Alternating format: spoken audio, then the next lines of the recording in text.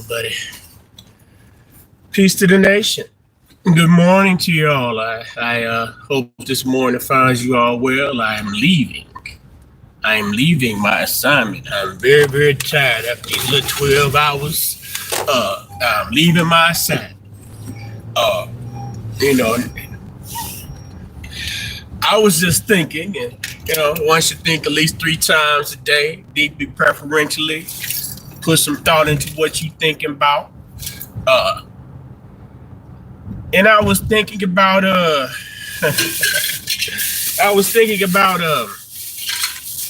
this DEI thing and how it's been reported that Target and Walmart and McDonald's and all these other little places in which African American, black folks and Negro folks and nigger folks they tend to on a regular basis. And first of all, I have to say that for myself, I think some people are kind of realizing it now, but as far as I was concerned, that DEI mess wasn't nothing but smoke and mirrors in the first place. It didn't necessarily mean nothing for the large benefit of black folks in the first place. And why do I say this? Because what it reminded me of was affirmative action. Now, when they used to talk about affirmative action, and one thing about affirmative action, when I was younger, it seemed as if the racist white person, they had a problem with affirmative action. Because it was sold to America, and by America, I guess that would include the African American, the black, the Negro, and the nigger folks like myself. That would include us. It was sold as a benefit to us. But even as I used to struggle to find gigs. Now, mind you, I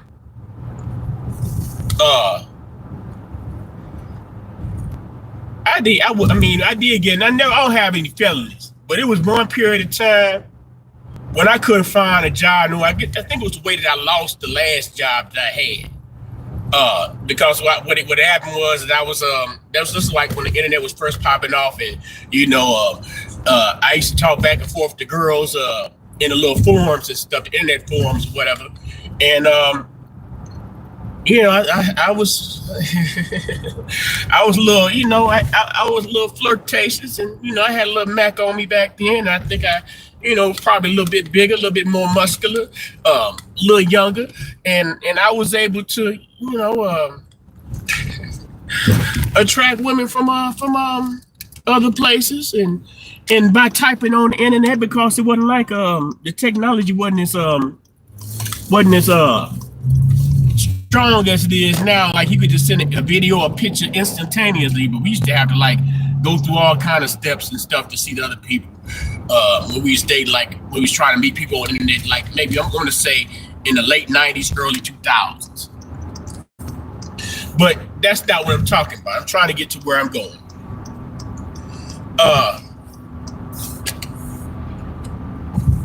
The people, when Target announced they're going to be in the the DEI policies, and these DEI policies, from my perspective, affirmative action, that benefited largely, and it's been proven to largely have benefited white women. DEI seemed to be affirmative action, but with the addition of LGBTQ people. So, I mean, as with all those things, just like with affirmative action, just like with any other thing else that they want to sell to make it appear like it's for you, but really it's for a whole other group than you, they'll utilize you to sell that thing. And it's like when that thing appears to be taken away, even though it didn't necessarily benefit you at all,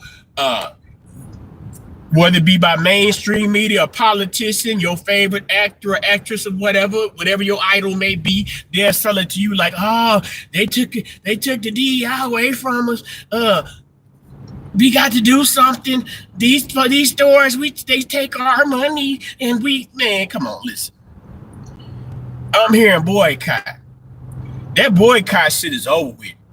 It's over with. Done. Period. That boycott shit don't mean nothing to nobody. Now, let's say, for example, black people boycott another black person, that might make a difference. But as far as you talking about, you gonna boycott Walmart. As far as you talking about, you gonna boycott Target. Just about boycott McDonald's. So, you know, a lot of us could get on here and talk about, I don't eat McDonald's. I don't eat McDonald's. Somebody eat motherfucking McDonald's. Now, I might be one person that does eat McDonald's because it's a 24-hour McDonald's by my third shift job. And sometimes I ain't got no food on me, so I go and get me, you know, some McNuggets or something, you know, probably the most trashiest food, but hey, I done ate worse.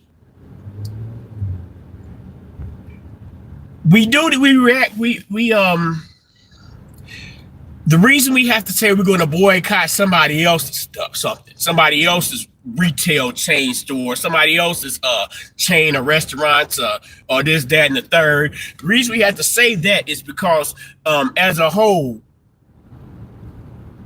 I don't know of any black person, whether it be a black male or black female or a group of black males and black females that own a chain of retail stores of some substance, that own a chain of liquor stores, a chain of anything, chain of banks or whatever. So it's like when these people who own these corporations, they decide to do what they choose to do with their business, for the most part, yeah, okay, you can stop shopping there. And I guess that's all rooted in the fact that either your feelings are hurt or your pride is hurt. Now, in order to somehow make you feel like you have some power, you'll say to yourself, I ain't spending my money that no more. I ain't spending money. And I guess on a personal level, that makes you feel good.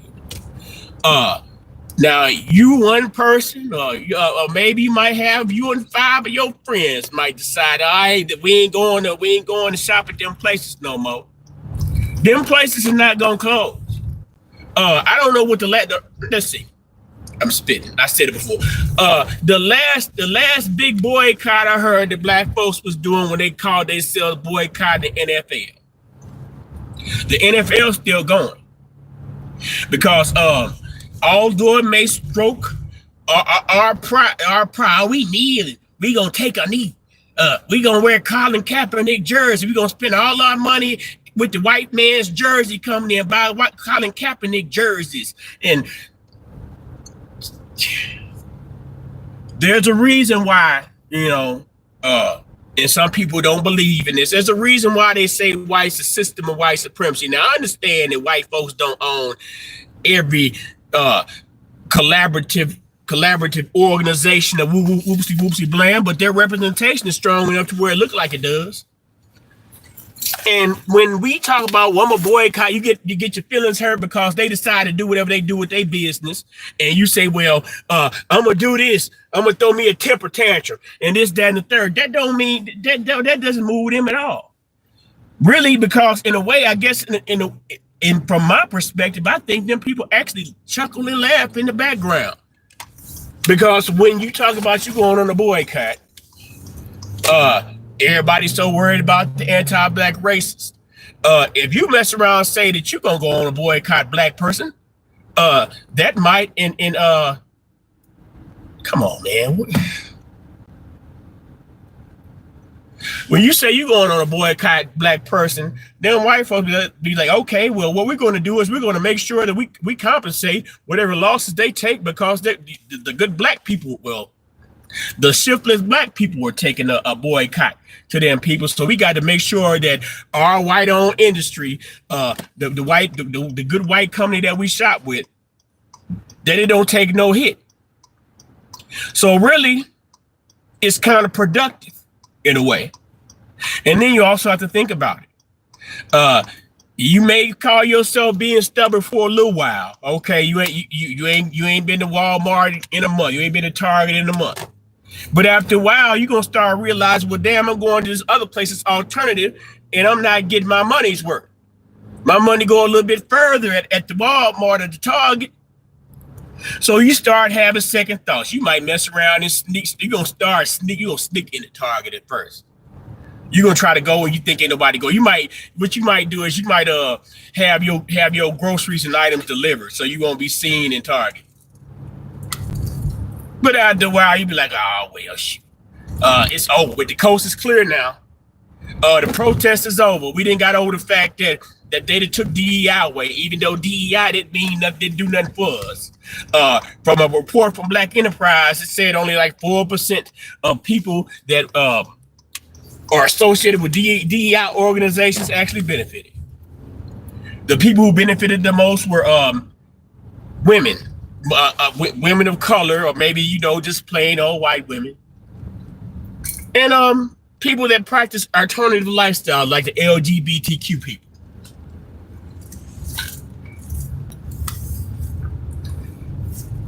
All I can say, man, that pride shit is over with, man.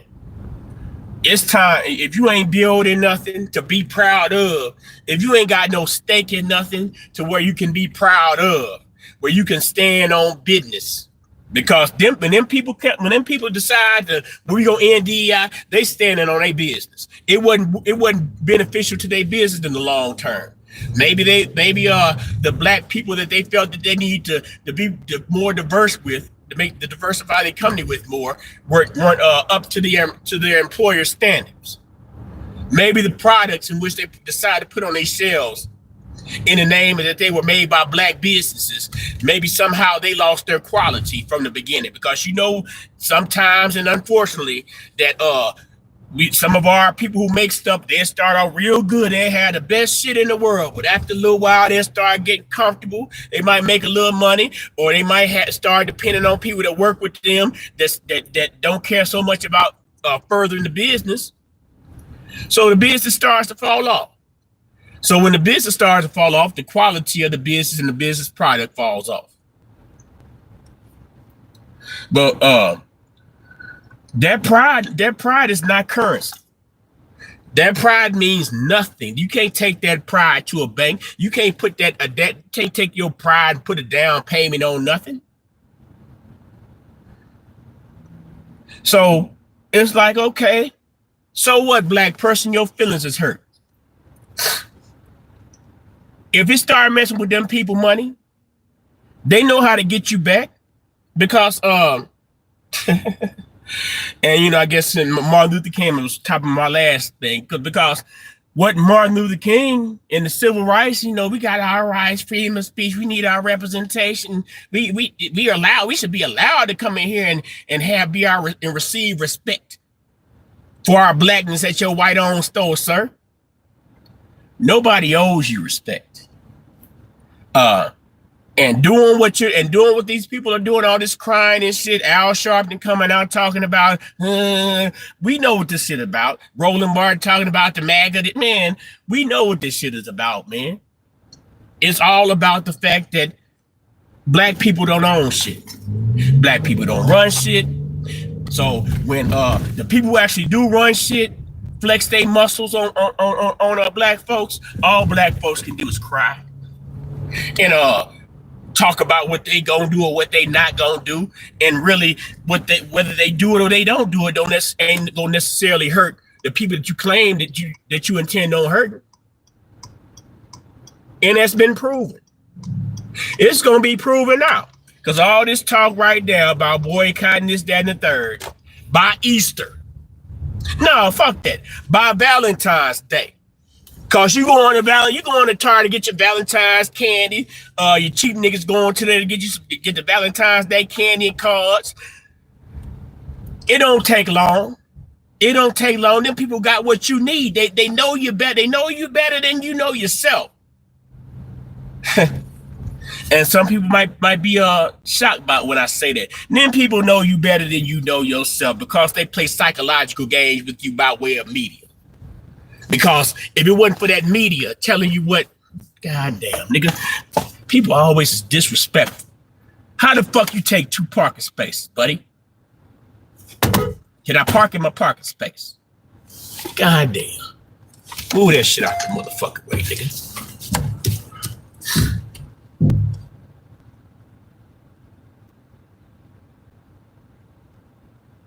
Pardon me, people. And pardon my over usage of profanity. I'm tired. And I don't appreciate pulling up into my parking, into my lot, and people playing with my parks. But yeah, man, I don't know what y'all think about it. Miguel, what's up, brother? Was that busy? Yeah, busy. What's up, busy? DI benefits. Centaurs. Did you say centaurs? Hold on. Bruise on tie, we on the bottom. Oh, the ones with the mermaids with the horn between their legs. Yeah, that's who will benefit though. Yeah, man. Yeah, man. It's a blessing, man. I got one more 12 hours. I get 2 days off. Then I got the long weekend, but I was blessed to get there on time. I was blessed not to leave early, and I guess I'm blessed to earn money from my good old white man job. I'm thinking, anybody talking about boycotting the white man? I don't know if my job had DEI policies. I tell you, man, it's almost over, niggas, because we didn't make preparations. We decided that we'd rather we don't want to stand. It goes all the way back to the ancestors, where they had their own land and they were somewhat self-sufficient. They had their own trades. They worked for themselves. We wanted to go to that fancy college, whether it be a HBCU or the white man college, and get the white man education and leave away from that old country farm, that 2-horse town, and go to the big city and move into a box apartment and have a fancy job courtesy of that white man, and you be able to go back home and have some fancy clothes on to your country cousins and say, look at me. You might even get your fancy car, might get your Cadillac car. All that doing all that, trying to keep up with the Joneses, all that, not being satisfied with having control, because having control and ownership, I guess that was born in too much work. Some of us was ashamed to live the life that our elders lived, and I guess that was all part of the game. We had to somewhat come up in the game in advance. But look at where we are now. Most of the time, black female, black male, we fighting each other. We disrespecting each other. We don't uphold what I guess some people say that marriage is just a contract. Even if you don't get married with the contract, if you just got married in the physical sense of the word, they don't even promote that, because hell, look at it like this: people have kids with people and can't be patient enough or either responsible enough not to have a kid with somebody you ain't trying to be with. And even if you do happen to find somebody that you might even like that person, but you say, well, that person has kids. Once upon a time, love conquered all, I guess you could say, because it wasn't so much about you looking at it like, okay, if I fall in love with this woman and get attracted to this woman, then they gonna take advantage of me because she got kids. Nigga, whatever.